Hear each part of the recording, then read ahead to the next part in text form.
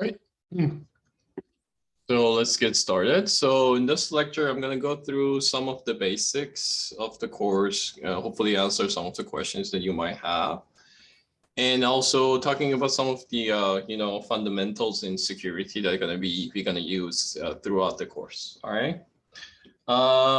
So of course, the first 2 weeks we're gonna be on Zoom. So welcome virtually. For the Zoom, treat it as regular class. If you have questions, raise your hand. I'm gonna ask you to unmute yourself and ask questions. Please don't put it in the chat because I'm not gonna read the chat while I'm teaching. All right. So if you put it in the chat, there's not going to be any answer to your questions. If you have questions, which you definitely should ask lots of questions, and really encourage it. Just raise your hand and mute yourself, ask your questions. All right. So the plan for today is that we're gonna have a brief introduction for myself for the course. We go through the different components of the course. Any question about these logistics, and then as I said, we're gonna talk a little bit about basic concepts of security as well. But before that, let's actually start with the story that why we need to take this course and why security in general is an important topic. Probably most of you have heard about Log4j. It's actually one of those things that even UCLA sent an email about a few weeks back asking about Log4j. And then there's also lots of news in, Times Magazine and CBS News and Washington Post and Wall Street Journals and all those things. Headlines like the internet is on fire or Nightmare Before Christmas and things like that, right? So the Log4j is this new vulnerability that's very recently has been exposed. Log4j itself is actually very popular logging library for Java applications. It's been used for a long time. It's not something new. It's been around for more than 10 years or so. And most of enterprises and most of large companies actually do use Java applications and use Log4j either directly, which means that they use during their software development process, or indirectly in some cases because of the dependency that they use for that specific application actually do use Log4j. And because of that, they have this. And as a result, a large group of companies and enterprises and software and systems actually being impacted by Log4j. An example of Log4j is actually something like this, where you call a logger, you do some basic logging stuff in your system. So to understand very briefly how the Log4j vulnerability and attack works, and of course we're not going to go through the Log4j and how it works, but just to give you a very basic idea, there are two main features in Log4j that's being exploited. One is the fact that Log4j using expressions. Basically, that's the examples that I gave you here. You can use expressions in order to create logs. And then the second thing is that the key thing in exploiting Log4j is what's called JNDI. Which is basically what the JNDI is a feature in a Java that allows objects being serialized remotely. So basically what it does is that if there are two Java servers and these two Java servers wants to talk to each other and there is a Java object here, it basically it allows this Java object being serialized and sent to this other server as if like a message that can be sent. All right. So this is the main reason that Log4j can cause problems. So for example, this is like a JNDI expression, which essentially instead of saying that write this specific expression into my log, go and find whatever this object is, find that object and put that object into this error, for example. All right, so that object could be multiple things inside the Java object. Again, we're not going to talk about Java specifically in this course or software engineering in this course, so we're not going to give you more details about that. But the key thing is that, you know, of course, this object could be a malicious object, right? So what will happen is that there will be some scenario like this, where essentially there is this vulnerable app here, and then there is this JNDI lookup, and then it has to go and based off that addresses being given here, is going to go and look at this object that's being stored somewhere. And this somewhere is actually where the adversary has maliciously stored his malicious object. And this object is going to be serialized, going to be loaded into this vulnerable app. And what happens is that at this transaction, what happens is that eventually this app will be loaded inside this other app. This malicious object will be loaded inside this vulnerable app. And what it does is basically they can think about that this object could be anything, right? Could be, for example, something that's invoke a shell. And once you can invoke a shell, essentially you can do anything else, all right? So the second and third steps is basically exploiting those features to look for a JNDI object, and then force the victim to actually load an object that is a malicious object. And then that object basically can be something like a shell, a terminal that you can then run anything that you want in this shell. All right. So this is like what is called usually a remote code execution, or RCE. So what happens is that by just a simple calling of a logging function, the adversary is able to run any arbitrary code that he wants. And that's how serious and why this was internet on fire thing is happening, right? So you doing something like you have a search box in your website, and you think this is like a completely, something very simple, it's not going to hurt you at all, right? But what happens is that if this is actually somehow related to the logging, basically the adversary can just search something, and this something can be the address of that object. It will load that object into your system and then invoke a shell. And by just searching that, simple term, it gives complete access to your system and can run whatever he wants. All right. So that's how the log4j basically works. Any questions at this point?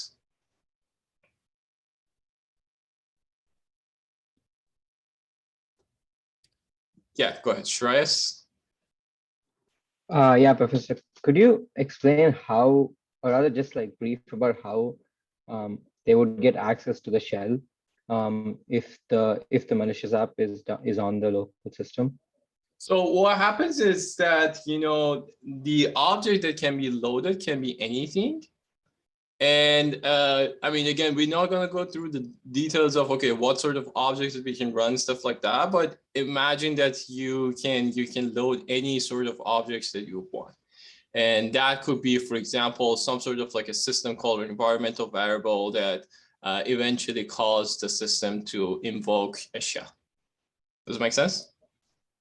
Yeah, so just as a follow-up, would that also mean, for example, if someone just downloads something off the internet that is malicious, would that also, with the appropriate, if it's appropriately made, would that also be able to access the shell, or is there something else that I'm missing?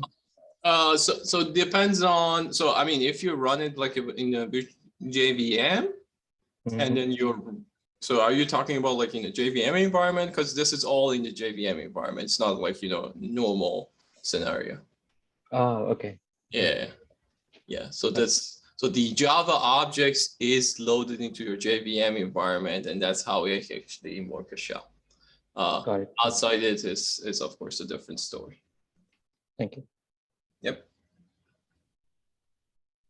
Okay. Sorry about that. Any other questions? Don't forget to lower your hand also when you raise your hands. That's something we don't do in normal classes. All right. So again, so there are mitigations for log4j. We're not going to talk about it, but the main thing is like, the way that we deal with the JNDI in log4j. There are patches for it already, so we are kind of safe, so don't worry about it. But it's one of those, many instances of showing us why cybersecurity is important, right? There are multiple reasons that why cybersecurity is important. I'm kind of like, listed a few of them. The first one really is the impact, All right. So if you think about where we are now in 2022 versus where we were in 10 or 15 years ago or 50 years ago, the impact of this, cybersecurity vulnerability that has in our life is huge, right? So for example, we are, first of all, we have more number of devices, computing devices that can be affected. And we also rely on critical applications much more on computer systems, right? So what happens is that if somebody can somehow, for example, do something like a remote code execution, it can infect a large number of devices, and also it can infect very critical applications that we use: banking, critical infrastructures, military systems,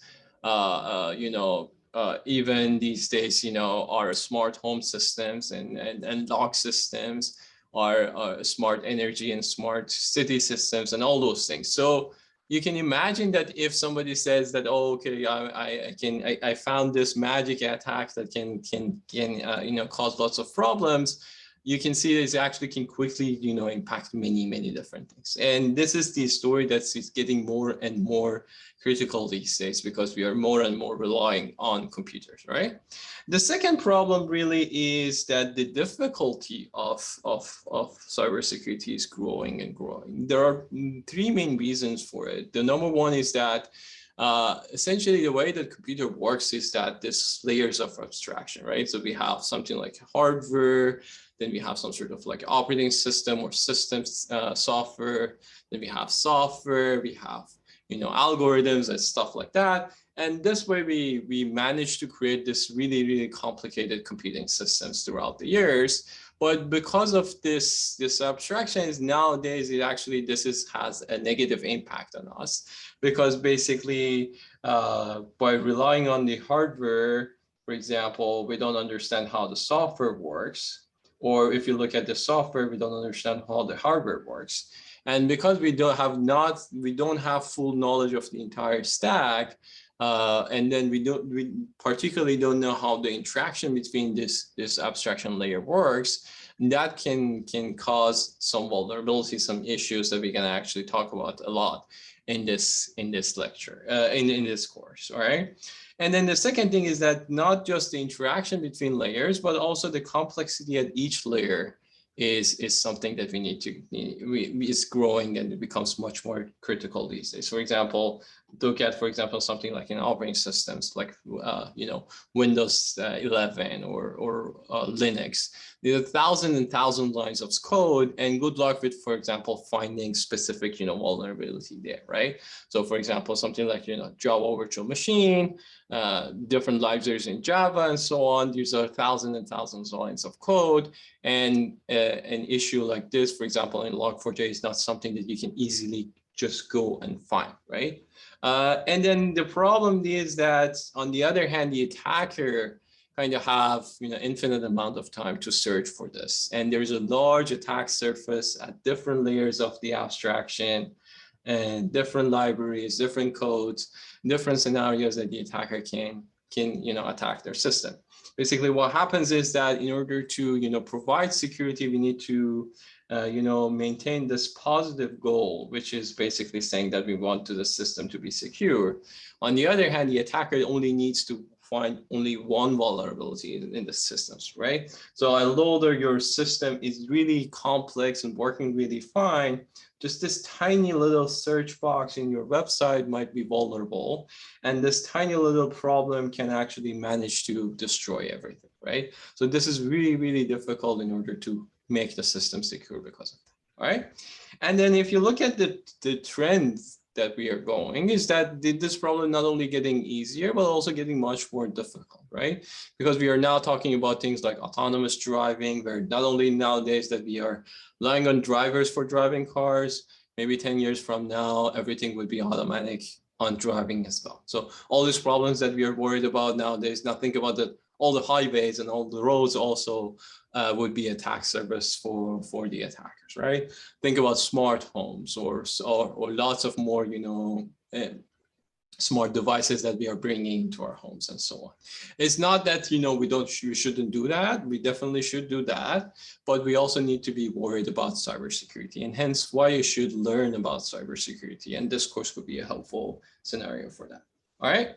So generally this is like, because of these issues, the cybersecurity in general is really hot area of research.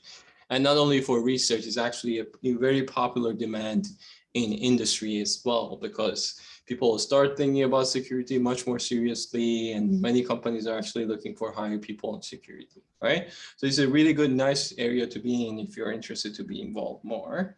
And so what we're gonna learn in this course is basically the cutting edge topics in system security and privacy, all right? So our main focus would be, as the title of the course is suggesting, is in the device edge cloud paradigm, right? So in this range of things, and we're gonna talk about things such as, machine learning, security, and privacy. Then we're gonna talk about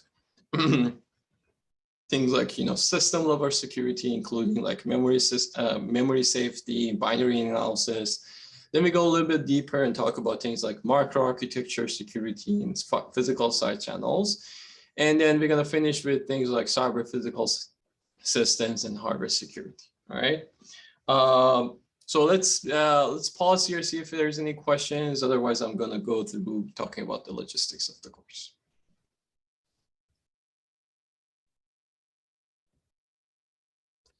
Manali? Yeah. Did I say it right? Yeah, that's right. Professor, can you hear me? Yes, I can hear you. Okay. So my question is, so for the attack to happen, does the attacker have to be on the edge server, or he can be anywhere in the world? For which attack?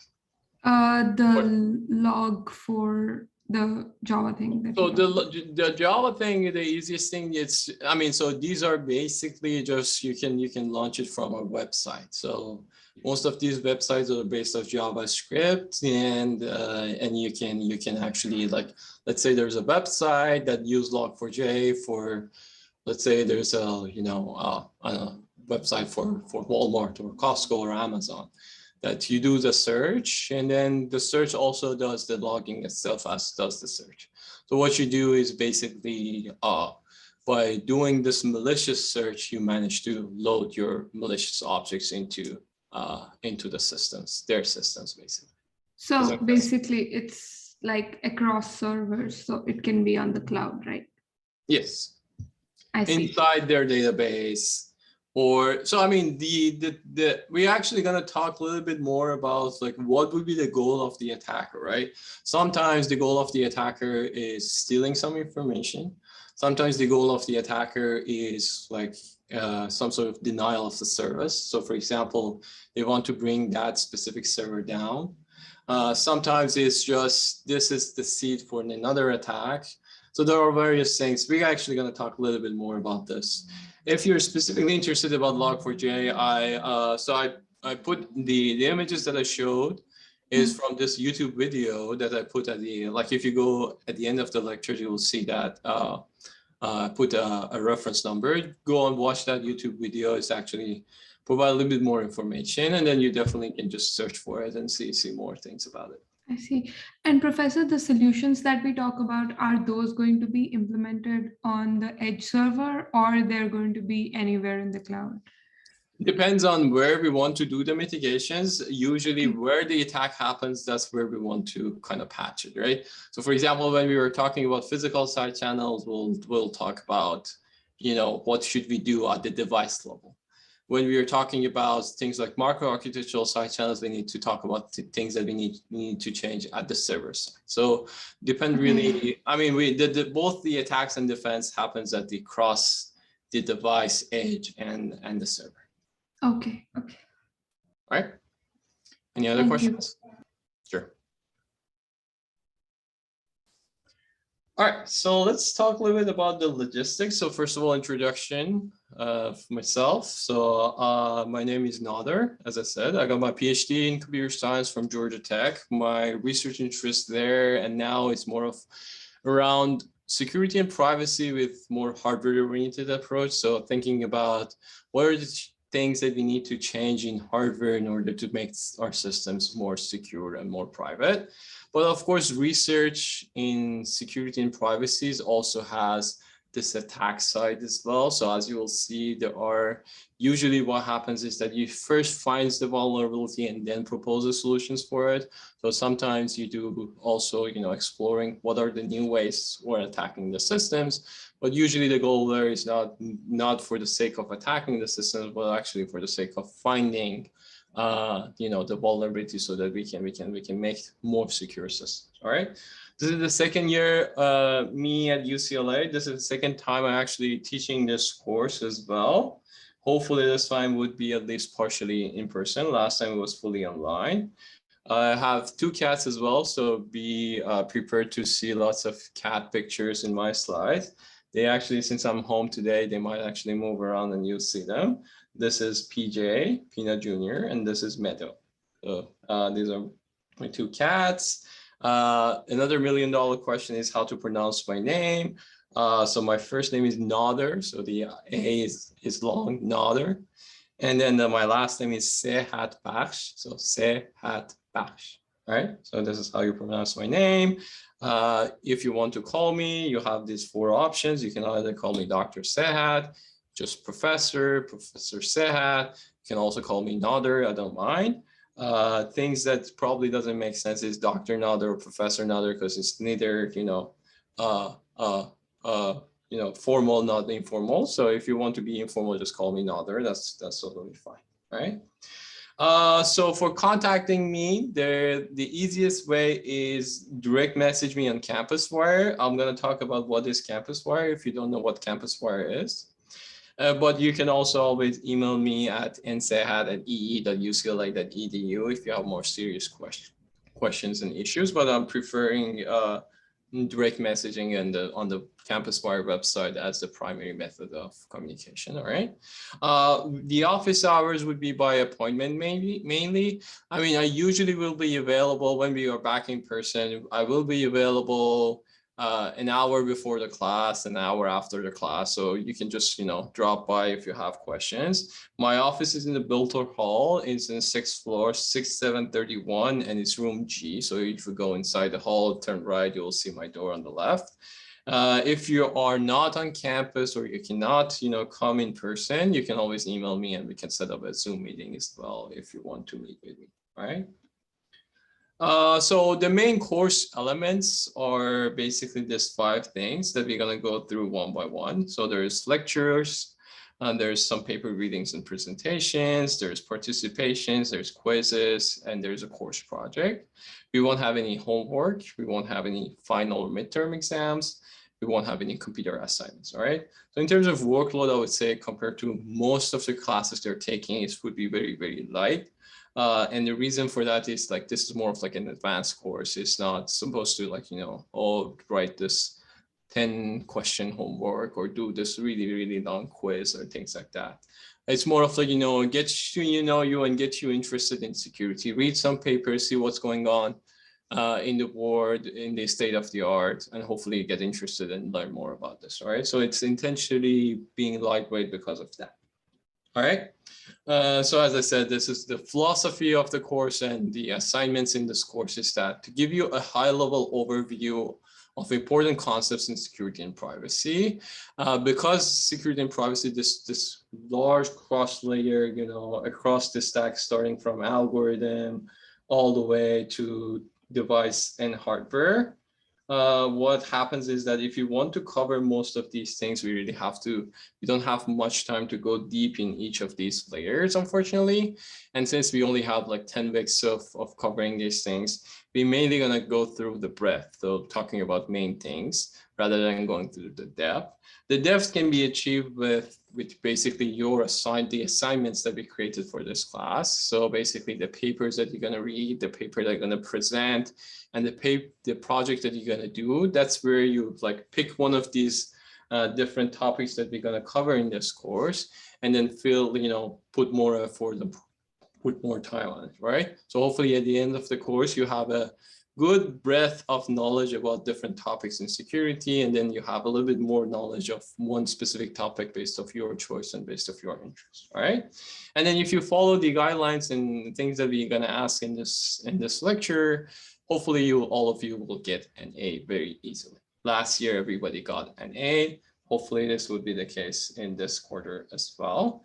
So first of all, for the class website, we're not going to use Canvas. I used Canvas when I was a student. I liked it, but I feel like that, you know, just a public website is the better choice.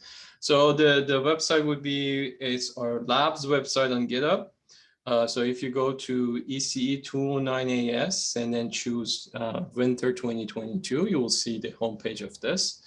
If you choose, I think, spring of 2021, you will see the older version of this course as well. We will use this website called CampusWire for all the announcement, question, discussion. So CampusWire is something like Piazza, probably most of you have used. Some of you probably use CampusWire as well. If you were in the class, I would have asked like how many of you have used it, and you would raise your hand. But I mean, I'm assuming that most of you probably heard about CampusWire. So this is the link for enrolling. So if you go to the website, you will see this lecture actually being there. So go to this link and use this join code in order to join and enroll in CampusWire, and do so as soon as possible, because after today, we're not going to use Campus, right? So any announcement, any discussion, anything there, we're going to post it on CampusWire and no longer on Canvas. All right. Any questions?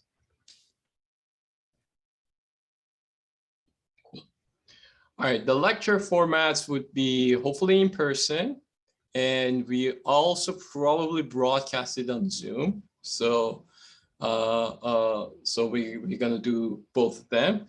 On top of that, I'm gonna record all the lectures. So I always did that for my other classes as well. I'm gonna do it the same for this class as well, and I'm gonna post it online on YouTube. All right.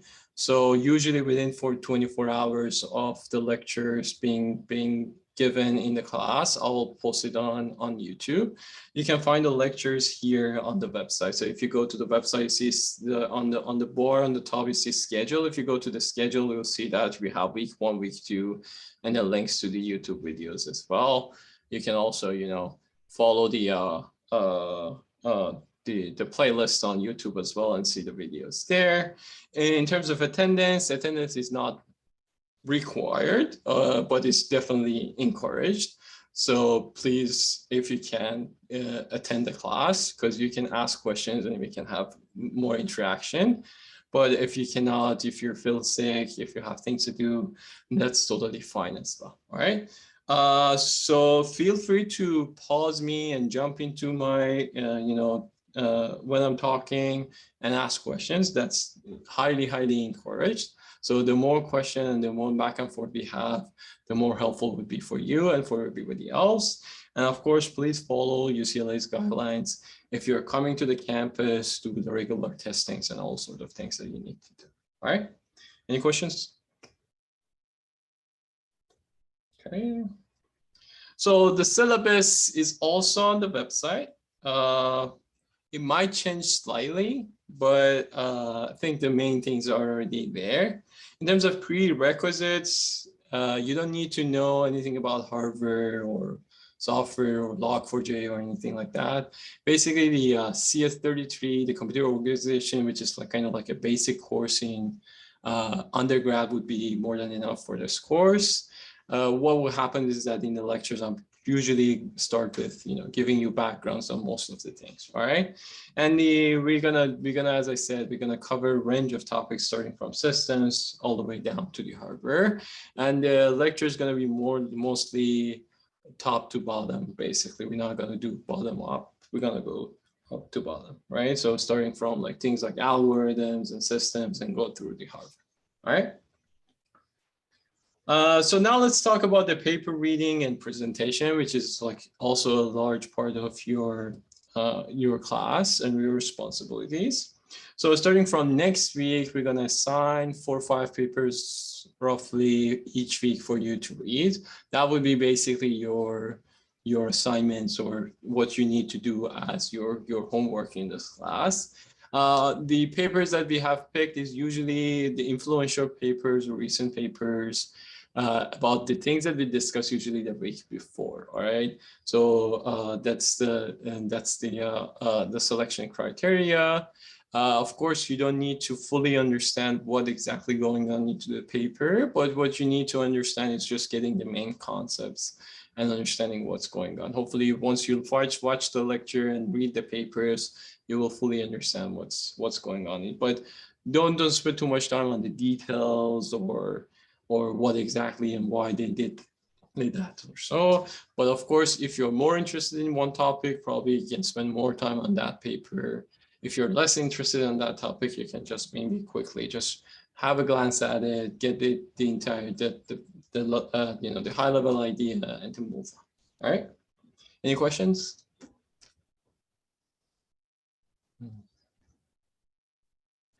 Shreyas?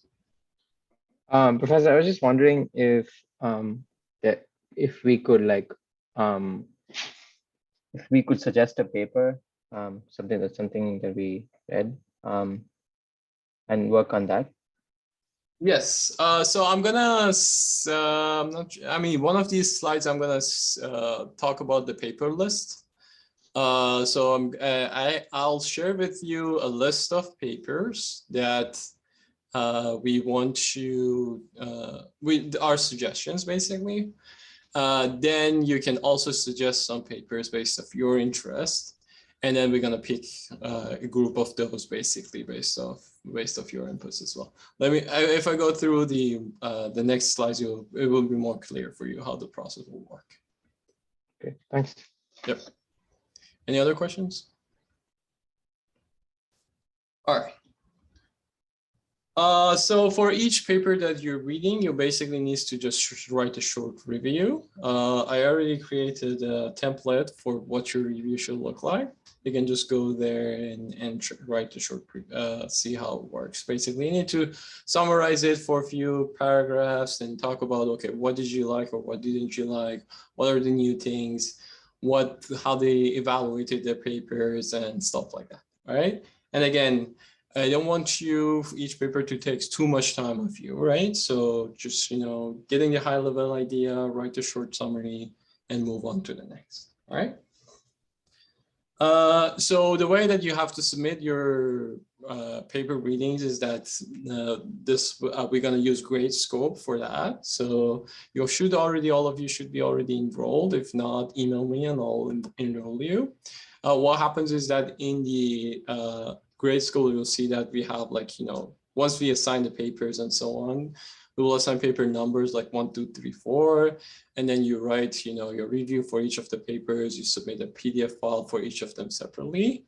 And usually the way it works is that we sign the papers 1 week. You have kind of like 1 week for reading them, and then the Sunday of next week you have to submit all of them. All right.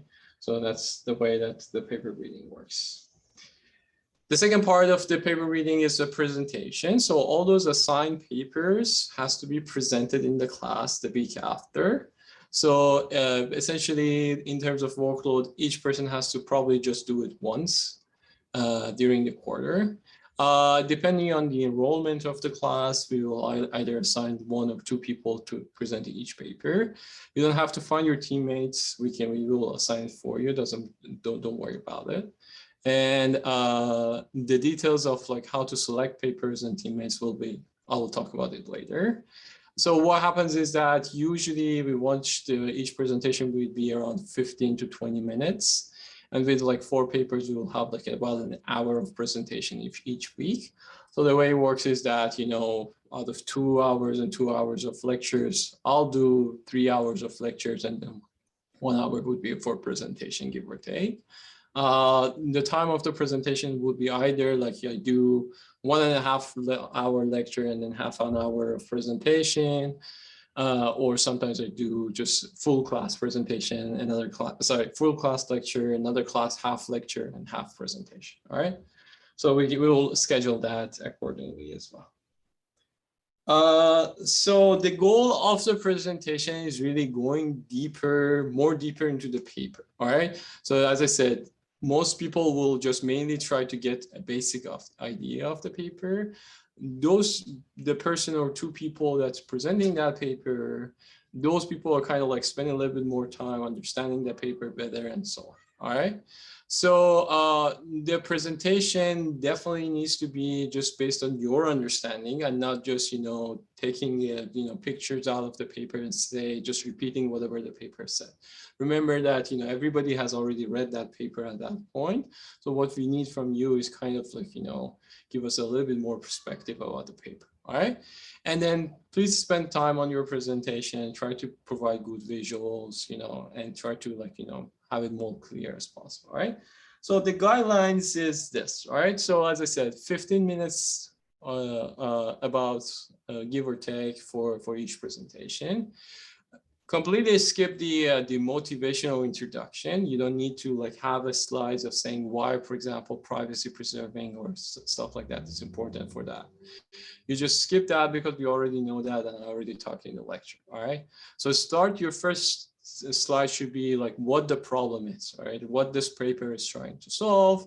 The next few slides would be basically going through the background, what other people have done for this problem.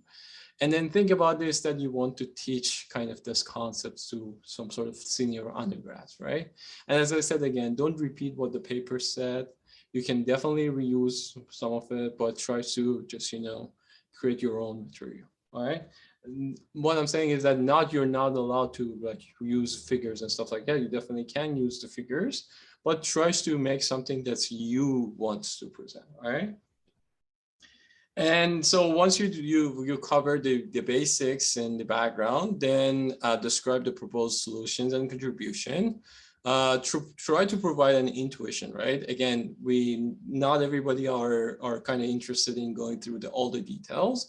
So try to come up first with the intuition of why the solution is working. And then maybe one or two slides of the details of how exactly this works. Then present the evaluation methodology, and then finally discuss, the main results points. You don't need to discuss every single table or figure that they have put in the paper. These papers are usually really long and large. You have to kind of show one key results that is you think is most important. All right. And then finally, what I want from you is that thinking about, so usually, first of all, these papers, some of them already published, and you can see how they impacted the area. So you can talk about the impact that these papers have had, or the potential future works that can be done based off this work. And then also, if you have any findings, any questions, any doubts, that's a good place to put it. The idea is, again, to give more intuition to people who didn't really quite understand the paper or didn't put too much time on understanding it, right? So probably a good balance for group presentation is that one person can work on the problem and the background, and the second person can work on the solution and the future work and evaluation, right? And then we can kind of roughly half the times between these two people. So in that case, even if you don't necessarily in the same class, same physical locations or know each other pretty well and so on, you can easily divide the work between you. So say you work on the background, I'll work on the solution. All right. So we're gonna publish a Google form where you can select your the paper preferences. We're also gonna send you, as I said, a list of papers for each of the topics that we said, that these are the topics, these are 10, 12 papers. You can pick, papers from those lists. Pick from 3 different areas and then pick multiple. If you can, I'll give you the details next session, in the next lecture on Wednesday. But you can also, as I said before, you can definitely propose your own papers. For example, if you're working in an area that's not necessarily covering this, we definitely would love to hear from you and your perspective and so on. All right, so it's totally fine to propose papers as well. All right, so we're gonna do this Google form sometime later this week. I'm gonna go through your selection and then some grouping and matching, etc., etc., and then publish that, okay, this is the schedule for the rest of the quarter. All right. So this would be done later in the week. The presentation should be in person in the class. In special circumstances, you can also do it over Zoom, over live Zoom. And also another thing is that if none of these two options work and you suddenly get sick or you cannot attend and so on, you can record and then we can play the recorded video in the class. Of course, this option is not preferred, but I mean, if you have to, we'll do that as well. Any questions so far? Don't put it in the chat, all right? So just unmute yourself and ask a question.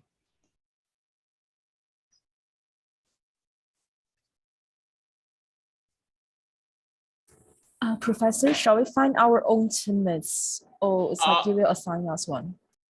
So both options are available. So if you want to, if you know somebody that you want to be a teammate with, you can just submit the same list of papers and you will automatically be the same team. Otherwise, based off your preference on the papers, we will match you with someone. All right. So that's to make it easier, because I know that not most of you know each other, so it would be difficult for you to find a teammate. Does it make sense? Thank you so much. Yep. Sorry for enforcing the asking, because it would be difficult to, like, you know, use my iPad, present it, and also follow the chat at the same time. So it's easier to just ask your questions. All right. So any other questions?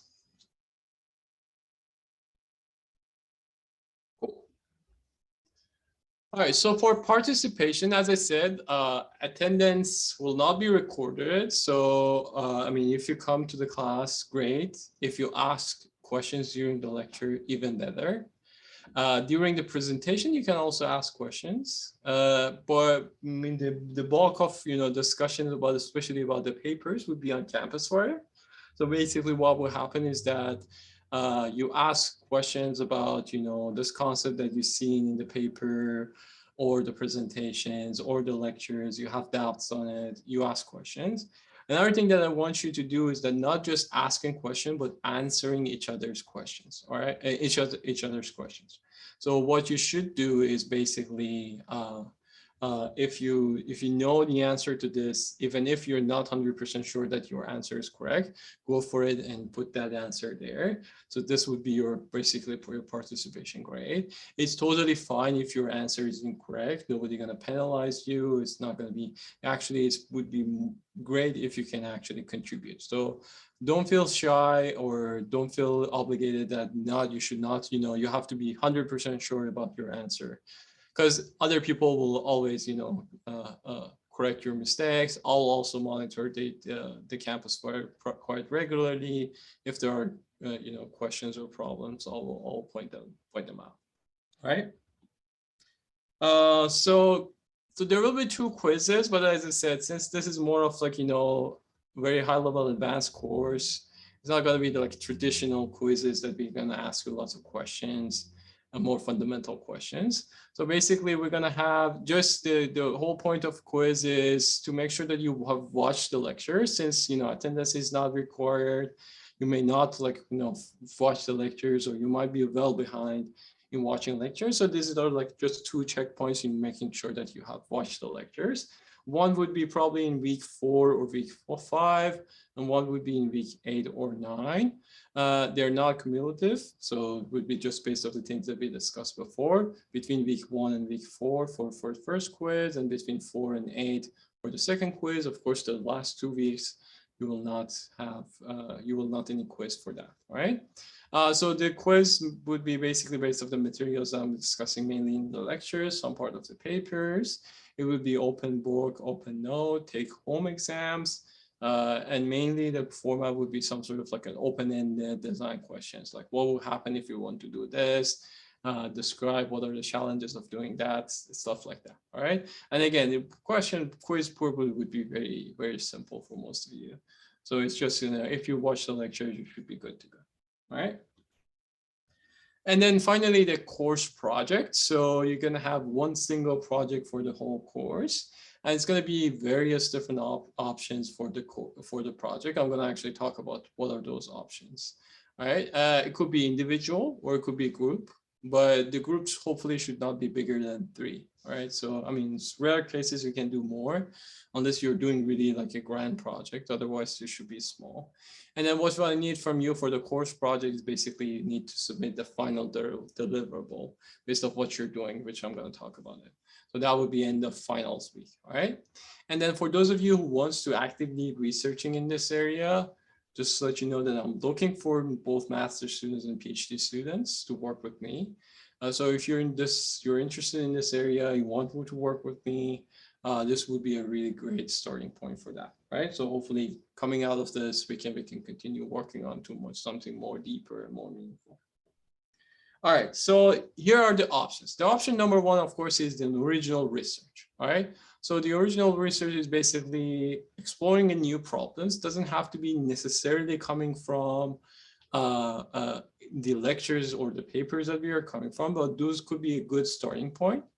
Another option could be like, for example, you're doing research on something completely different, and now you want to see if there are security or privacy angles to what you're doing, right? So like you're working on wireless communication, and now you see what are the security aspects of that, or any other things like, you know, chip design or whatever, right? So, or you don't have any ideas and you want to work on something new. So those are all possibles, right? And another thing about the original research is that okay that, you know, you won't finish it by the end of the quarter. What we need from you is basically you're showing progress that, okay, in this 10 weeks, I did this. Here are the challenges. Here are the things that I did, and so on. All right. So that's the way that we're gonna you know, grade your project. Not that, oh, you haven't, you know, your project is not ready or you didn't do it, all right? Because we want you to explore rather than, oh, you find this final product. Hopefully most of that will result in some interesting product, but if it doesn't, that's all right too.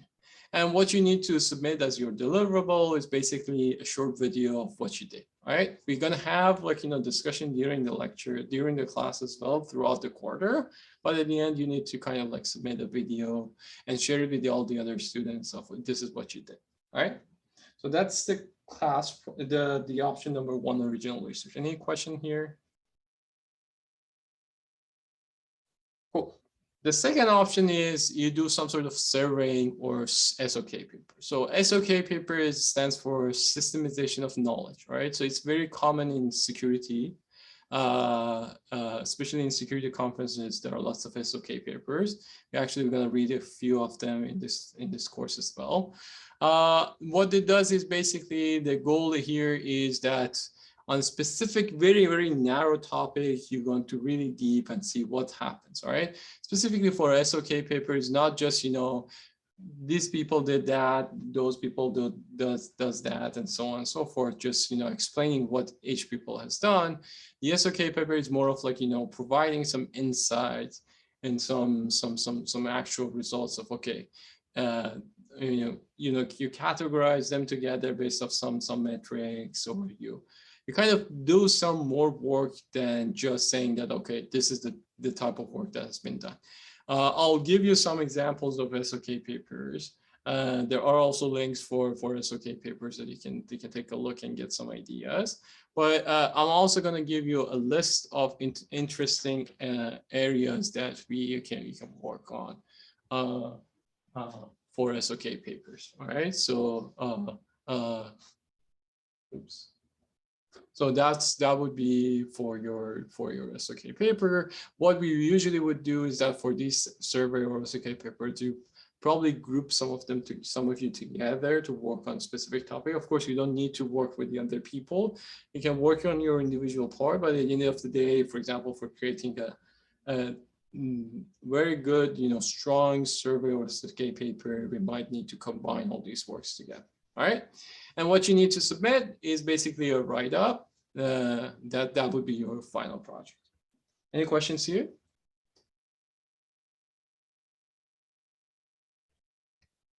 Cool. The third option is actually participating in some kind of competition, security related, of course.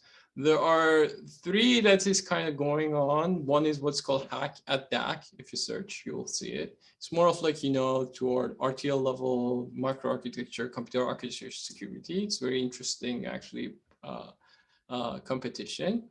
The other two is kind of like, related to trustworthy machine learning and privacy preserving. So coming up with new algorithms for privacy preserving or trustworthy machine learning. If you have also seen some other competitions that you think it's interesting, you can also suggest that to me, and then we see if there are people who are interested in doing that. The downside of this option is that we need to see how many people are interested in doing this, right? So hopefully if there's at least like two, we can do it. If there's only one person, for example, interested in doing one or something, it may not be a good option, but what we can do is that we can convert this to some sort of like original research and you can work on it. And here, of course, there won't be any final product by the end of the quarter because usually the competitions happens in summer or after that. So it's only thing that you will be judged is the effort, right? So we're usually going to have, meetings, weekly meetings, stuff like that. And that would be your course project. And of course, we will continue working on this because that would be something that we want to eventually compete in a competition. Any question here? All right, and the final option is contributing to some sort of like a Jeopardy style hackathon database, right? So what we want you to do is that there are lots of mini projects that I'm gonna again give you a list.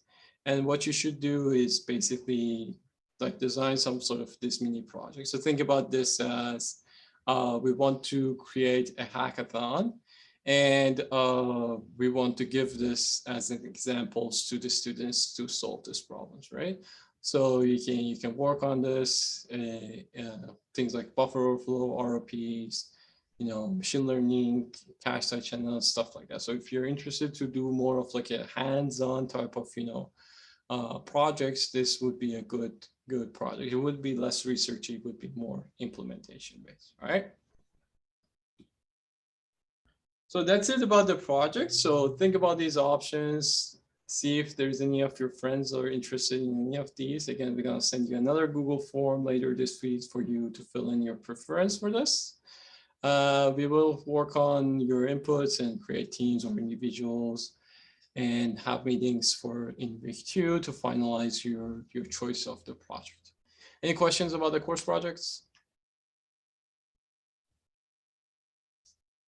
Oh. So grading, so basically if you do these things, you'll guarantee to get an A. So what I want from you is that if you submit 85% of your reviews, and for reviews, we're just gonna grade them for completeness. So if you just submit and the thing that you're submitting makes sense, it means that you just follow the guideline and you write something that makes sense, you will get complete for that review. If you do 80% of that, this part is satisfied. Then you present a paper and just following the guidelines. For grading your presentations, we're just going to do 3 modes. You're going to get either the full grade, half grade, or none at all. And probably most of you will get full. The scenario in which you will get half is just, you don't follow the guidelines, all right? And then for the projects, the same story, full, half, 0. And then, as I said, depending on which choice which type of projects you want to do, you'll have to submit those requirements. For quizzes, if you get on average more than 70%, and then for participation, if you get more than 30 points on reputation, you will get an A. If you go to the campus bar, you will see what is reputation points and how you get that. I mean, if you see that number is too high, we might actually bring it down a little bit to make it a little bit easier. And then in case that you, for example, for some reason you didn't do well on any of these different components, for example, you did not do well with your presentation and so on, there will be bonus points in other categories that can make up for this, all right? So don't worry about it. So if you actually tally these numbers, you will see that you basically, if you get 0.9 or 90%, that's how you will get an A. Right? So if you get 80% on reviews, full grade on presentation and project, and 70% on average on your quizzes, and then you get to the 5% of your participation, you will end up, I think, on 0.9 unless I made it wrong. So, and the other range for the grades would be above 90%. If you do really, really well, you get an A plus. Up to 85, you get A minus. Below 85 until 70, you get B, C, D, F, and so on and so forth, right? But again, my guess is that most of you get easily above 98 without any problem. You just follow this and do your paper readings and do the presentation, do the project, and you're good to go, all right? Any questions about the gradings or any other components in the class?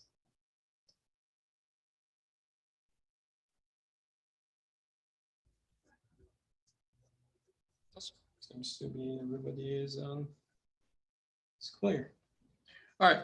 So some final notes about the logistics is there won't be any reference book, but as I said, these reading papers that we're going to assign, it would be your reading materials. We're going to also assign some other optional readings that you just can read. You don't have to submit anything.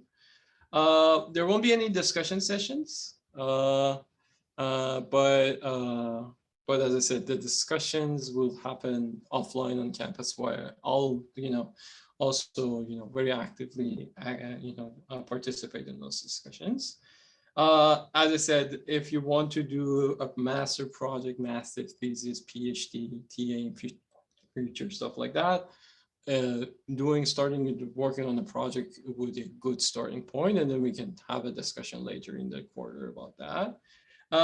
One thing that probably I will post something about it later this week is that since we're going to record this and put it on YouTube, we would be better if you have like a media release for all of you.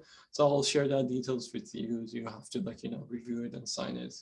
If somebody has any issue with his image or his or her image or voice being recorded and put on YouTube, let me know.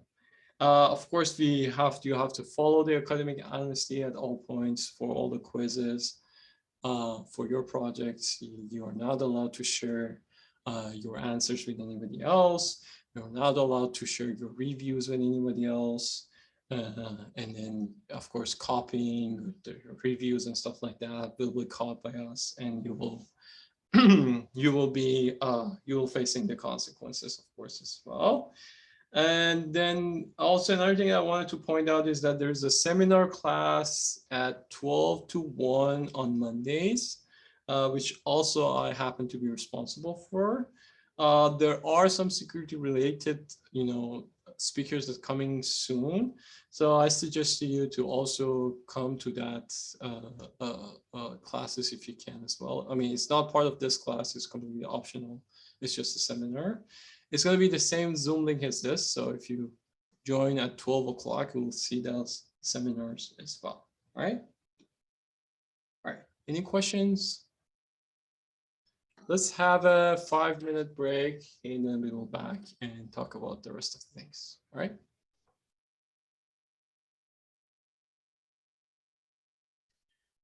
Any more questions before we continue? Somebody? All right. Okay, so let's talk a little bit about the fundamentals that we're going to use in this course. The first very fundamental thing is that, okay, what is security, right? So we're talking about, okay, we want to make your computer secure. What property are we trying to achieve, right?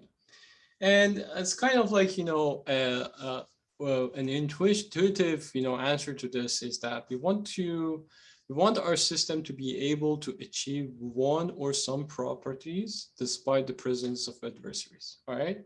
So for example, we want to say, okay, only Peanut Jr. can read a file. And the key here is that the presence of an adversary. So it means that, yeah, of course, in a non-adversarial setting, we won't be worried about anything, right? So if you say, okay, this file has to be only read by the specific person. If you say that, okay, there's a group of people here, but none of them are adversarial, do have adversarial intention. In that case, it doesn't matter whether we have any security in place or not, right? But of course, we're talking about an adversarial setting. So for example, we want to say things like secure communication, right?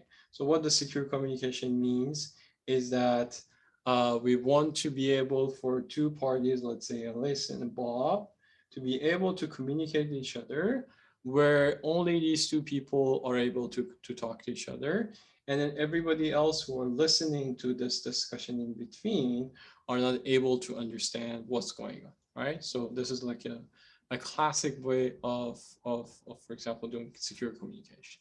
And this could be in any other property. So it could be one property or it could be multiple properties. And we are also talking about, computer security, right? So inside our computer systems, we want to achieve this despite the presence of adversary. If we can do that, we say that we have that secure, property for that specific application. Typically, the main three goals in security is confidentiality, integrity, and availability. So you're calling that CIA. The confidentiality means that, only the group of people or users who are allowed to access specific data, they should be able to allow that specific data, right? So that's usually the confidentiality part. The integrity part means that, if you're supposed to read or access something X, it should be guaranteed that you always access that X, right? So it's not changed during the process of you accessing it or reading it or sending it, and also all those things. So since we're talking very broadly, the integrity can mean different things at different scenarios. Now, of course, the availability means that the service that we want to use, whether that would be communication or reading a file or doing some computation, or accessing the servers, things like that, it should be available anytime that we want it, right? So and this is also very important. For example, let's say for your small block, the availability is a critical factor, because if for some reason your smart lock stops working, it means that your door won't be locked, so everybody can just come and go as they wish, right? So in some cases, availability becomes more important. In some cases, confidentiality is important. In some cases, integrity important. It could be a combination of all of them actually at the same time as well. So these are mainly the three things in security that we try to achieve. But of course, there are more other things that we also, beyond security, is important for us.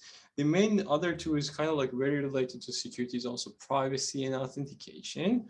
The privacy is kind of similar to confidentiality, but it's slightly different. When you actually start talking about privacy, we'll talk about that as well. But the idea is basically is that, only the privacy is kind of like trying to say that, only users should be able to access that some data or some aspects of data, and nobody else. Authentication is also kind of like mostly a property that will be used in many of these security, security principles.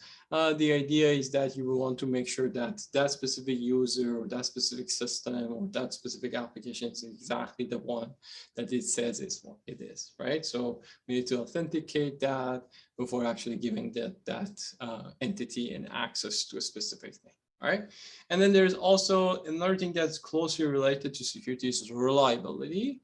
And the difference usually is that the reliability is more of like thinking about how the system would behave in natural, environments. So for example, what would happen if the temperature goes really high, or what would happen if there's an earthquake? What would happen if you go to space and stuff like that? So again, it could cause a system to fail, but this failures is not because of an adversary or attacker, but it's because of the nature and the environment that the system is performing, right? And then there are other things such as fairness and explainability, which are sometimes are important for us, but it's not directly related to security. Right. So what we're going to mainly focus on in this course are mainly these 5 things.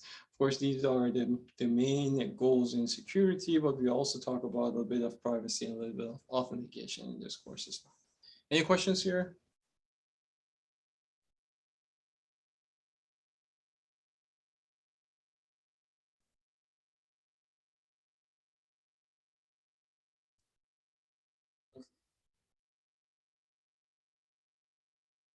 All right, so now that we know kind of like what is security, the next question is, okay, how should we achieve security, right?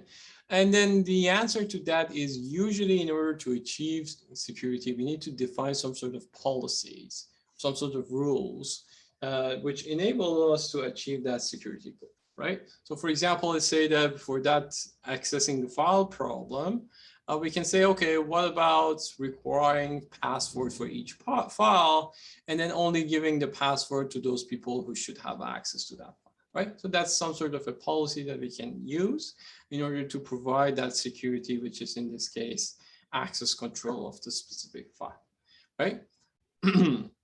The key challenge, though, is that we need to implement this policy. So, of course, on paper, it's okay that's saying, okay, give password or require password, but we need to both implement and also enforce that, right? So we need to some sort of like, do some password checking mechanism, some password, storage mechanism, so secret provisioning or password provisioning mechanism and all those things. And we also need to actively enforce that. So if somebody else trying to like write a different password, they cannot do that, or or for example, if somebody tries to steal the password, they cannot do that, and all those things. And as you can see, the major part of the security issues is not policies itself, but actually is this implementation and this enforcement. That's this issue, all right? So our biggest challenge really in security is this implementation and this enforcement, all right? And then another thing that happens is that, of course, we want ideally to have great policies and great implementations and enforcement so we can actually achieve that security. But history and experience has shown that this is not possible at all those times. In reality, what happens is that the attacks do happen, and this problem do make happen. So what we need to do is that beyond having and achieving the security, we also need mechanisms for detection and reaction to the attack. All right, so we basically needs to come up with detection mechanisms. So these are more of a prevention mechanisms, right? But what we need to do is also detecting the attacks, right? And not only that, sometimes we also need to react. Like, for example, in the Log4j scenario, the attack has already happened. Now the question is, okay, what should we do? How should we fix it? And we need to fix it as quickly as possible, right? So very late in the course, we're actually going to talk a little bit about these things as well, but we're going to focus the most part of this course about and the policies, the implementation and enforcement of this, basically the prevention side of the things. Any question here? I guess you can put it in the chat. I don't see much questions, so might be you just feel shy to ask questions. So I guess we have you have the option of putting in the chat right now as well if you want to. See if that makes any difference.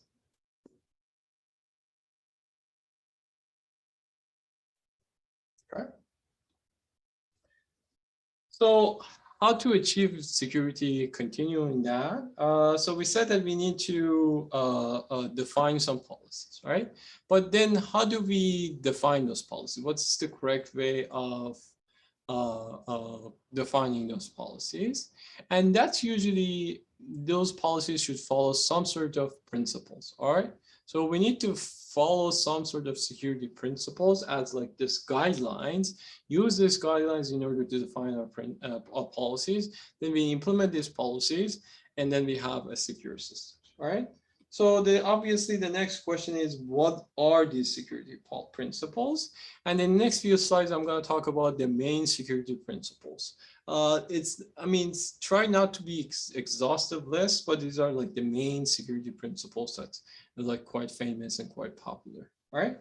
The very first security principle that we need to understand well is threat model, or knowing your threat model. Basically, the threat model is two main things that we need to answer, two questions that we need to answer. The first question is, what are the attacker's capabilities, all right? And then the second question is, what are the system's capabilities?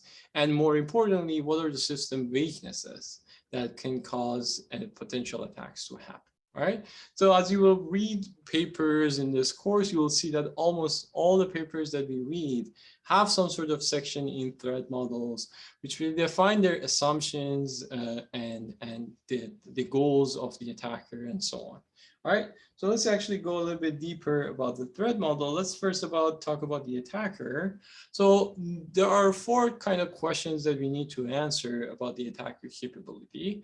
The first one is that we need to know and assume what are the assumptions that the attacker has. For example, whether the attacker knows what model of device we are using, whether the attacker knows the internal architecture of our system, whether the attacker knows, for example, how many passwords or how many users we have, depending again on the application, on the type of attacks that the attacker tries to launch. This information, some of this information could be useful, some of the information could not be useful, right? The second important thing about the attacker is that we need to know exactly or assume what level of access the attacker has, right? So for example, whether the attacker has physical access to the device that he wants to attack. For example, let's say that the attacker wants to launch a side channel attack. The biggest question is that whether the attacker can be very close to the device or not. Right. And then another big question is that how much access, how much time the attacker has in order to launch his or her attack. Right. So here's a question here, Manali. Professor, what do you mean when you say side channel attack? Is this like the proximity services? I'm from signals background. I don't understand. We're actually going to have a dedicated 2 weeks about side channels. So don't worry about it. So side channels is more of like, there are ways that you directly interact with the system, let's say communication, inputs and outputs, networks, things like that. This is the main channel that you communicate with your computer, but there's also other ways that your computer can leak information. For example, let's say the temperature of your computer can go up or down based off the activity of the computer, right? So let's imagine that as an attacker, I'm sitting here next to your computer and I have this temperature sensor that just senses the temperature of this computer. And then if the temperature goes high, I know that, for example, your device is active. And if your temperature goes down, I know that your device is not active. How would that be helpful? For example, let's say that if a new message comes in, the temperature goes up. If the temperature goes down, it means that there is no message, that computer is idling. So basically, by measuring the temperature, now I know that whether there is a new message coming in or not, right? So these kind of things. Actually, as I said, we're going to talk 2 weeks about what are use cases for this and so on. But the main idea is this. Does it make sense? I see. So there can be infinite number of side channels, basically. Kind of, yeah. There's more of like, there's a list of very popular ones, but yeah, it can technically be infinite. Yes. Got it. Very good question. Any other questions? All right, so back to where we were saying that, the level of access is something that is important. So not only whether the attacker has physical access to the device or not, but how much time does the attacker have? Is this attack supposed to run in 1 hour? Is it gonna be 2 days and it's gonna be fine, and so on and so forth, right? So for example, let's say you are a thief, you want to go to a building and get something. Do you have like 2 hours or do you have like 5 minutes? And that's completely changed the scenario. Right? And then another thing is that what sort of privilege level of access does the system have? And by privilege, I mean system privilege. So for example, whether this is a root user, this is just a normal user, this is the what type of access and admin access does the specific user, malicious user has, right? So all these assumptions and all these level of accesses can change our defense and our attacks in there, right? The third important question is, okay, what the attacker really tries to achieve, right? So as you remember, I said that, for example, there could be integrity issues, there could be confidentiality issues, or could be availability issues, right? So for example, we can say that the attacker only cares about bringing the system down. It doesn't try to like steal something, but it's actually trying to just bring the system down. On the other hand, you can say that there is this very important secret that being stored on this computer. And the goal of the attacker is actually only stealing that very specific secret. And of course, that is a much more difficult problem than just, for example, getting into that system or making some other changes to the system, right? So what the attacker can achieve also plays a critical role. And finally, the attacker resources is another important question, right? The resources means both physical and actual resources in terms of computers, equipment. So for example, for these things like a temperature sensing that I've mentioned here, this temperature could be a very cheap temperature sensor, or could be like $1,000 temperature sensors, right? So if it's a more sophisticated temperature sensors, probably can detect even tiniest change in the temperature. Whereas if it's a tiny or very cheap temperature sensors, only big, coarse grain, changes can be detected by the temperature sensors, right? And then this is very important because the attacker these days can be individuals, can be groups, but now we are also dealing with scenarios where a specific state can be an attacker. Russia attacks United States attacks different countries, China attacks different countries. I mean, nowadays there's, we are at the state level, or at least not, formally at the state level, but actually more of, groups that's kind of, part of the governments of these different countries attacking different systems. And now we're talking about hundreds of people trying to attack specific systems with maybe thousands of computers, with many high-end devices and so on, right? So the attacker and what the attacker resources are is also very important questions when we are trying to model and knowing our threat model. All right, so that's it with the attacker. Any question here?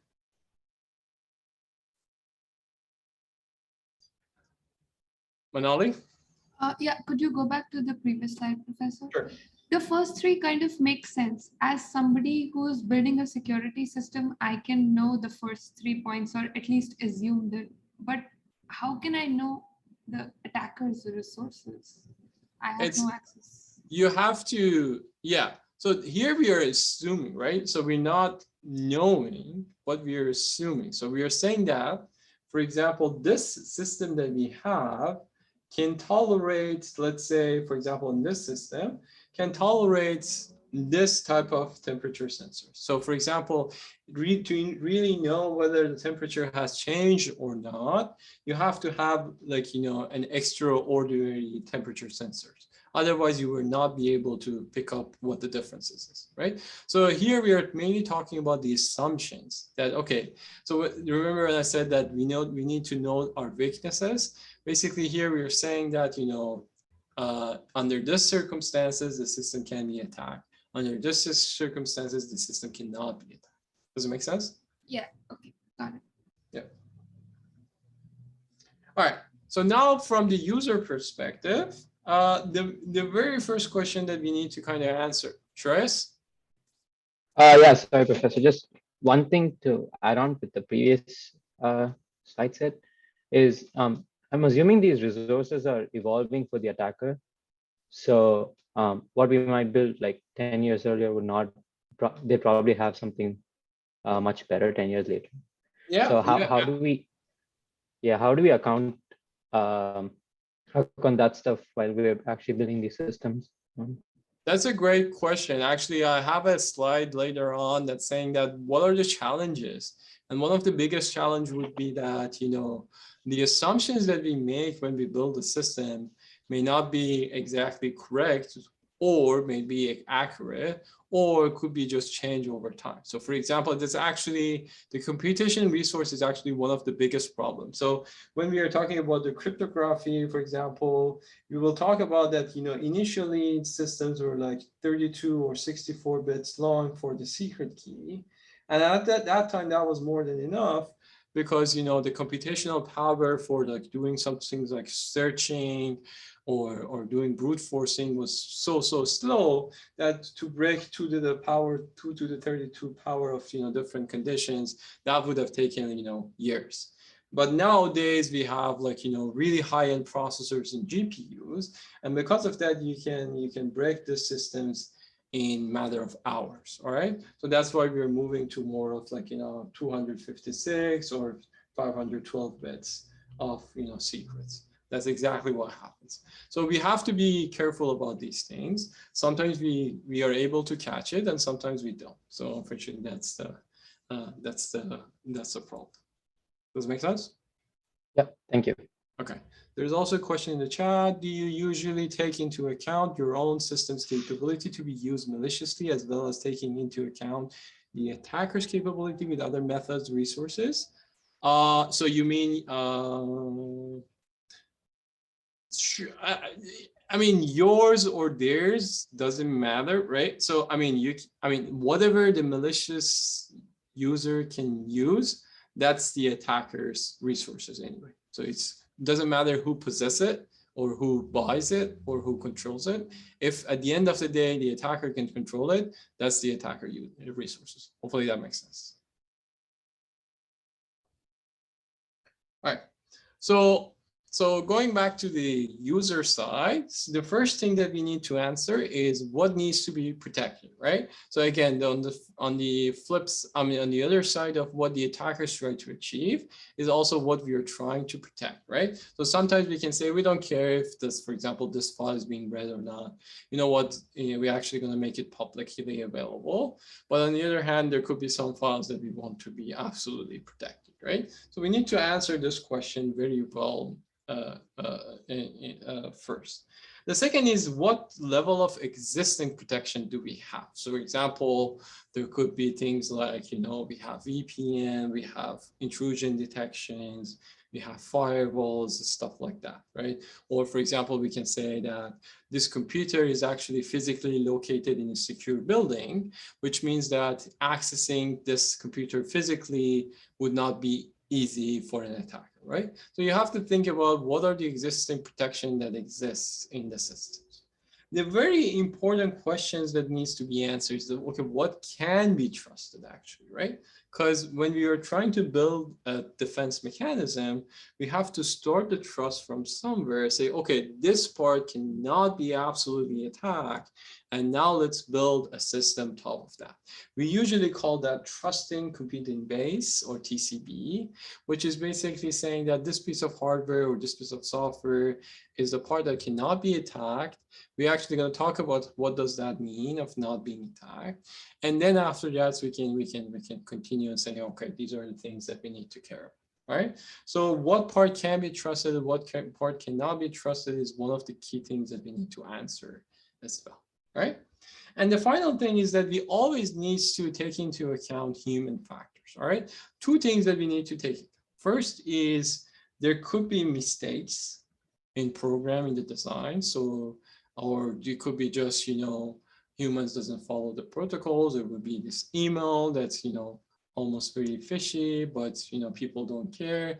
They click on the link and poof, your system is compromised, right? You have to also think about those, that although you have, these systems, you also should be careful that there could be scenarios like this that happening. And another thing is, there could be various reasons that people will not follow the right protocols. One would be the lack of education about that specific matter. So for example, they don't know what is a phishing email is. They don't know what, for example, a ransomware is, and so on and so forth. Another problem is it's not convenient for them. So for example, two-factor authentication is something that, is guaranteed, is giving you additional layer of security. But that means that you have to always have, your second device with you. That's a headache in many cases. You want to log into something and then you have to go and find your another devices and so on. So if you were given the option of, for example, whether you want two-factor authentication or not, most people probably wouldn't, because it's just a headache in accessing your day-to-day life. So convenience is also something that we need to think about. All right. So I think we should think about the human factors as well. So that's number one. So the threat model. The second principle is what's called, we need to think about is overhead / trade-off. All right. So one thing that you always have to be, pay attention to is that securing system has a cost, right? There is no free lunch, unfortunately. So there will be some overhead. This overhead could be in terms of cost, it could be in terms of performance most of the time, it could be in terms of power, it could be in terms of any other things like latency, etc. Right? So the solution that we come up with, the policy that we come up with should also consider these other things. So for example, we cannot say that, oh, we have this policy that if you want to read this file, it will take 2 hours, but it's guaranteed that it will be secure, right? So if you request to reading some file in your computer, 2 hours it will take, but we're absolutely sure that this system is secure. So this solution is completely useless, right? Because nobody gonna buy this or use this. Because again, convenience is part of the game, part of the problem that we need to solve as well. Or on the other hand, if I say that, yeah, I have this really, really interesting idea that, if you pay $100,000, your laptop never going to be attacked again. Again, nobody going to buy that because your laptops, costs $1,000. You probably don't have much, money in your bank account that would actually, if the attacker attacks it, it would be less than $100,000 anyway. So you should think about the economics. You should think about the performance. You think about the powers as well, right? So one thing that really, really stops us from creating really secure systems is the performance. For example, in processors, we can have really good secure systems, but unfortunately it means that, all of the tasks that we are doing these days would be significantly lower and longer. And that's not something that Intel or Apple or Microsoft would do ever, right? So unfortunately, there is this trade-off. And what happens is that the bad news is that in most cases in the past 10, 20 years, we always favored the parts that is not security. And that we're kind of now seeing the results of that. We're seeing that, our systems are being attacked left and right. So there are now more momentum towards, okay, now we need to also pay attention to the security, but still, whatever solution that we come up with has to consider all of these things. And not only just, these overheads, but also, being user-friendly and convenient, right? So the convenience is also another key things that any sort of, solution has to have. All right, the third thing is multi-layer defense, or what's called defense in depth. So the idea here is that, any sort of defense that we have should be in multiple layers, right? So for example, we have some sort of at the network layer, maybe something at, operating system level, so network, operating system, and maybe something at the hardware. And what happens is that we have to kind of fuse them together such that if the attacker really, really change one file in our system, for example, let's say file is stored somewhere here, the attacker has to really, attack this, and finally gets this. And this means that, the chances and the difficulty level will be multiplied because of having multiple layers. Compare this to have just one single attack, layer, which might be very sophisticated, but if there is any bug in the systems, if it's circumvented by the attacker can access the file, right? So usually we prefer multi-layer defenses rather than just single-layer defenses. Any questions so far? Yeah, we're almost done.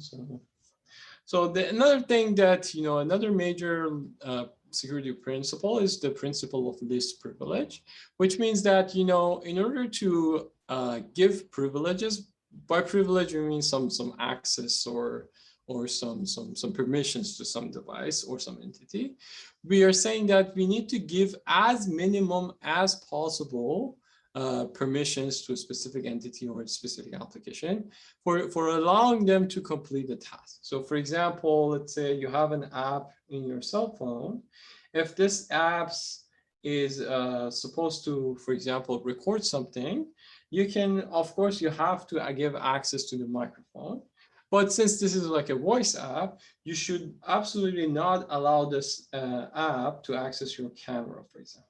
All right. So this is kind of like what we call privilege, principle of least privilege. Just give those accesses and permissions that it's absolutely required for finishing the task. and don't give them anything else. All right. So at least this is kind of like reducing the attack surface. Then there is this distributed trust principle, which basically we're saying that, don't give all the power and control to just one unit or one entity, one person or one part of your program or part of your computer and so on. Basically distribute and split up the privilege. Has to be coming up from multiple different entities and persons, right? So for example, in more critical infrastructure, usually in order to open a valve or doing something, there should be multiple operators that agree on something and do something. In that case, you're basically saying that even if one of them fails, the other one will prevent the system from going down. All right, so distributed trust is actually giving you this option. Another important things that we need to take care of is that we need to ensure complete solution, a complete mediation.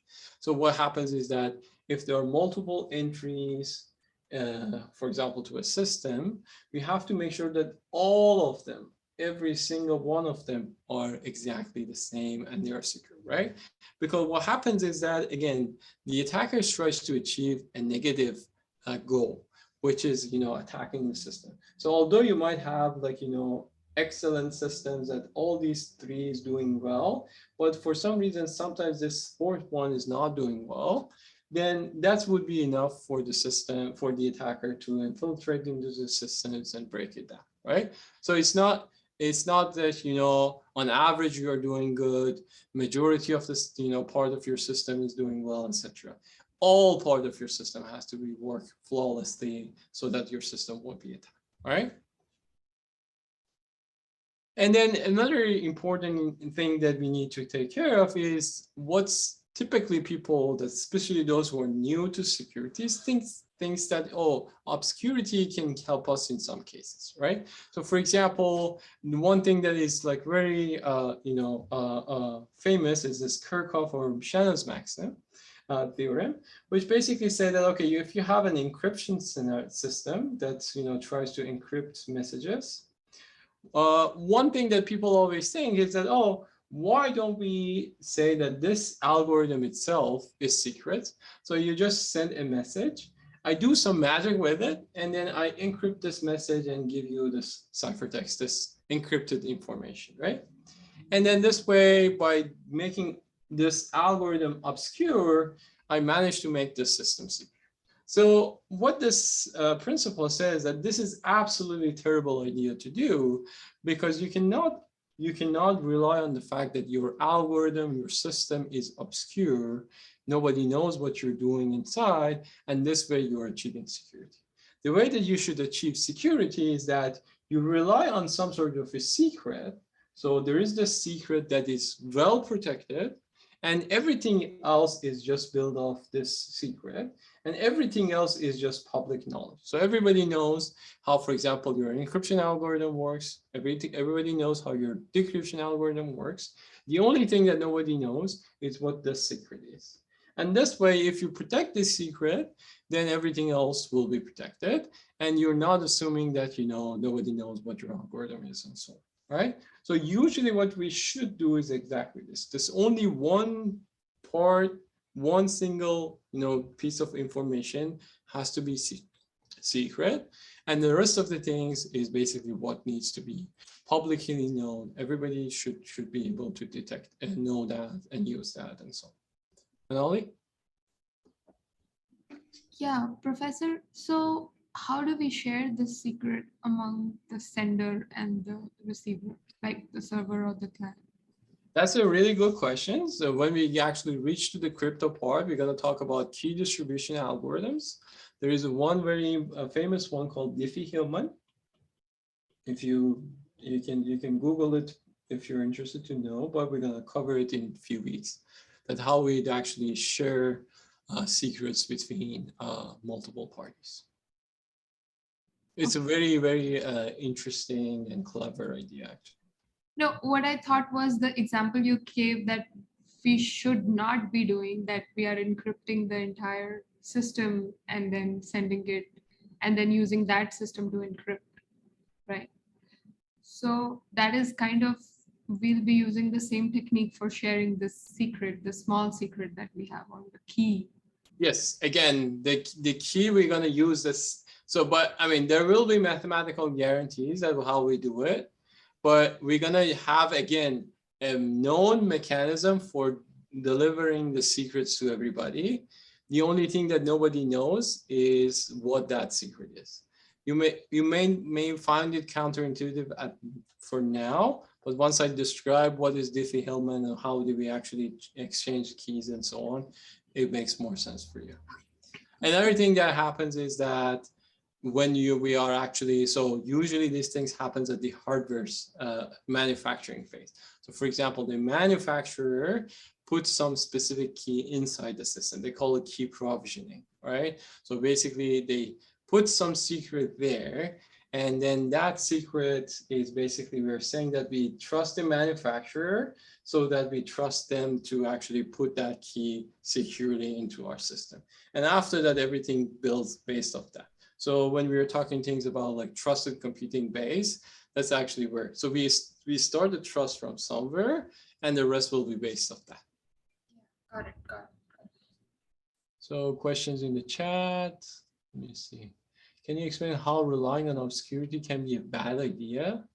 Or rather, what is the potential consequence of this and how it felt? Because if somebody finds your algorithm, then your system will be exposed, right? And the idea is that yeah, somebody is trying to answer the question. Yeah, so for example, the idea is that, of course, you will have some secrets somewhere in the system, right? But making your whole encryption algorithm secret is much more difficult than making your just one tiny like 256 secret key, secret, right? So what happens is that you cannot say that, okay, I have this large algorithm that is hidden. It might be hidden, but the chances that that will be exposed is much more higher than your actual tiny little, secret key that will be exposed. That's one reason. The other reason, again, is that, the algorithm itself cannot be obscured because there's no mathematical, usually there's no mathematical proof that your algorithm is secure. So you never know. There could be some tricks that can, reverse engineer your algorithm. There could be some tricks that, read some of your algorithms, things like that. So that's why if you want to make absolutely sure that your system is secured, you have to make sure that your algorithm is actually a public knowledge. All right, let's just see if the cryptic algorithm usually depends on obscurity based on number two lengths or trick. Yeah.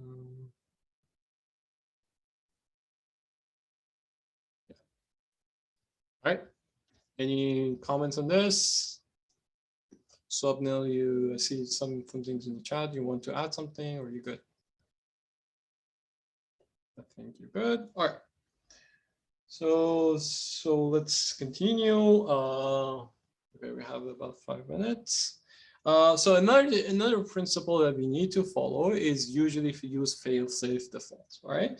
So what does that mean? It means that, if our system for our protection algorithm or system fails for any reason, it has to be safe. And the default for that should be safe scenario. So for example, think about locks. That's in the building. So let's say the engineering full building it's locked. You have to scan our card with RFID and it opens, right? So now thinking about the power is electricity is gone, the entire system is down. Should the door be by default open or should be by default locked, right? So this is what we call fail-safe defaults.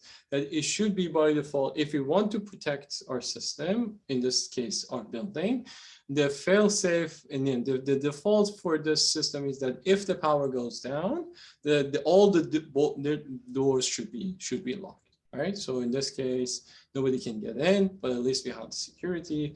Of course, we have to think about, okay, what are the back doors? How we can also provide some, convenience to the user, stuff like that. But this is mainly the idea that, we have to use fail-safe defaults, right? And and skip one slide here. So it should be, so two more things. One is that we need to use what's called isolation. So basically we should use isolation when we can, which means that if there are multiple users using the same systems, we should be able to, isolate these two as much as possible. So they should not be able to share resources because you never know which one is malicious. So isolation is one of the most important things that we need to do. Of course, isolation is always not possible, and all these attacks that's happening mainly because of this issue that we need to share some of the resources. But of course, if we can provide isolation, we absolutely should do. And one last thing is simplicity. So the idea here is that we should, and we have to keep things as simple as possible in our designing system. So if there are two methods that provide security, if method number 1A is much simpler than method number 2, we should absolutely use method A. And the reason for that is because it's easier to debug, it's easier for people to investigate, to explore, because you never know whether the system has bugs or not. If you make things simple, the chances that you can find the bugs and there is less bugs is much more higher. So in that case, it's better to actually use a simplified systems. All right. So in security, we always encourage people to use simple, very simple methods as much as they can. All right. Okay, so that's it. That's your security principles. We need to know our threat models. We need to deal with the overhead. Think about that, and that there will be an overhead. We have to deal with it. We have to have multi-layer defense as much as possible. We have to follow the principle of least privilege. We should be able to distribute the trust as much as we can. When we are thinking about the solution, we have to make sure that all parts of our system is equally important and equally thought about. We should not rely on obscurity. We should use fail-safe defaults. We should use isolation as much as possible and as much as we can. And our solution should be as simple as possible. All right. So these are the guidelines that we need to follow when we want to create our policies. Once we have that policies, hopefully we have our security. Any question here?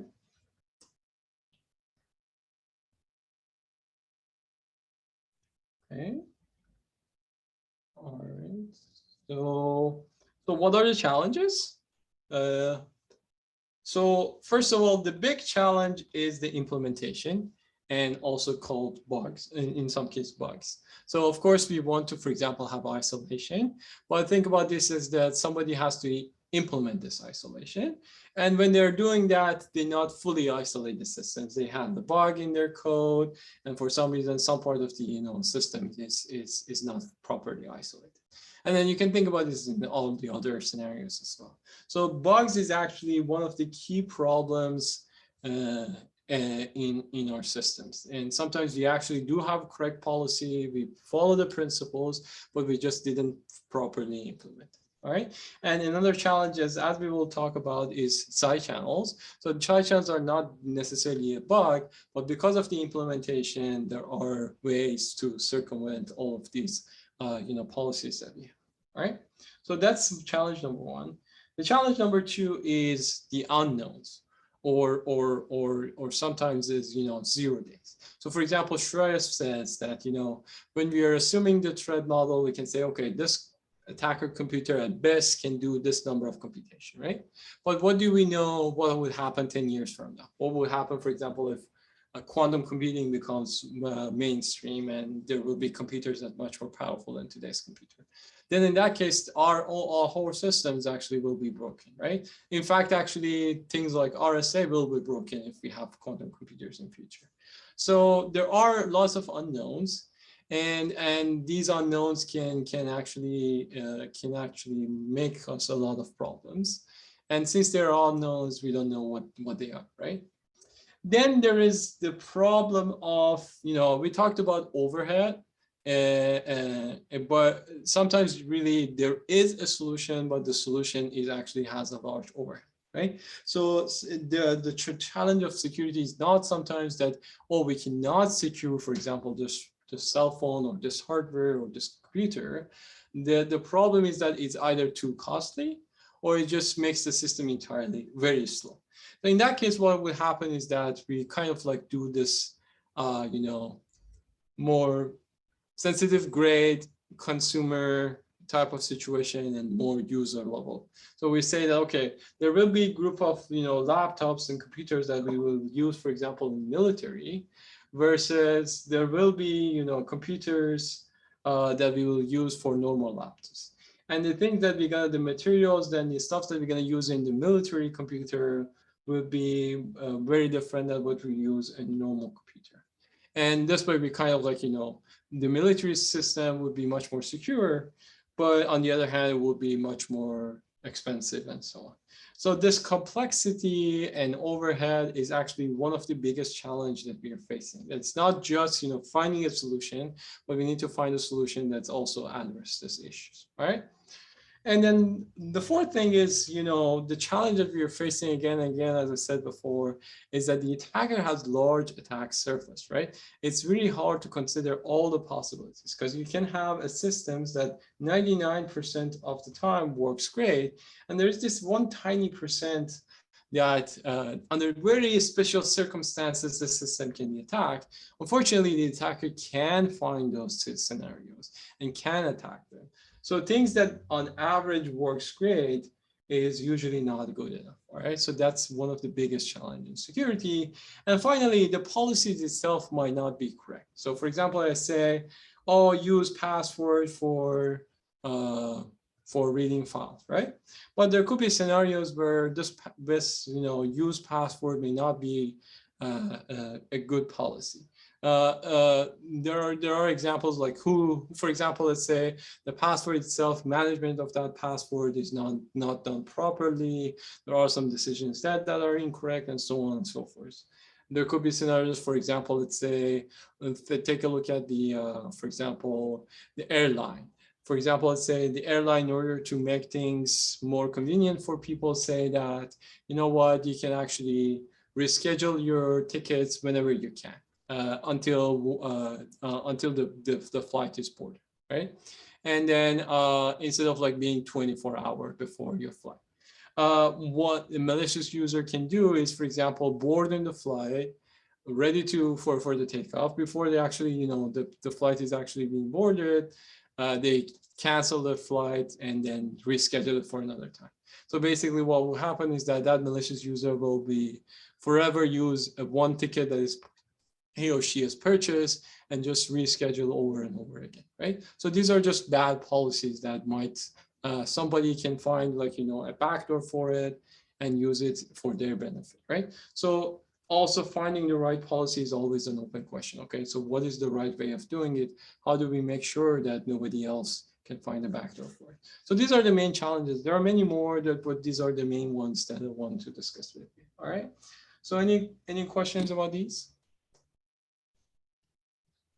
Okay, so I think that's it for today. So we're going to talk about a lot of these things. So next session on Wednesday, we're going to start talking about security first in machine learning. So we're going to look at the application of the machine learning and see what are the challenges there, what are the potential attack scenarios, what are we trying to defend there, how do we defend it, and so on and so on, right?